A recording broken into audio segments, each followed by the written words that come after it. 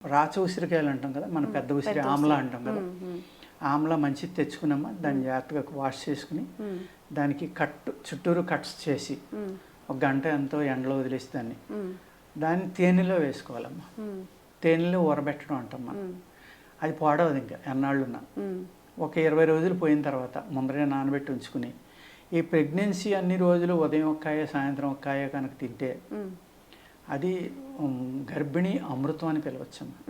శిశువు ఎంత హెల్దీగా పడుతుందంటే, అలాగే ఈ అమ్మాయికి వేవిళ్ళు అంటాం కదా, కొన్ని ఆహార పదార్థాలు పడకపోవడం, లేకపోతే అవి తినడం వల్ల వాంతులు అవడం, చాలా ఇబ్బందులు ఉంటాయి. కొంతమందికి మంచినీళ్ళు తాగినా వాంతి అయిపోతాం.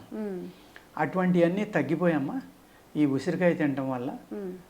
తల్లికి చాలా బలం వస్తుంది. తల్లి ఎప్పుడైతే బలంగా ఉందో హైయెస్ట్ ఐరన్ ఉంది కాబట్టి ఉసిరికాయలో సిట్రిక్ యాసిడ్ బేబీ ఎదుగుదలకి ప్లస్ ఎముకలు గట్టిగా ఉండటానికి ధాతు వృద్ధి కర పండు అనమాట.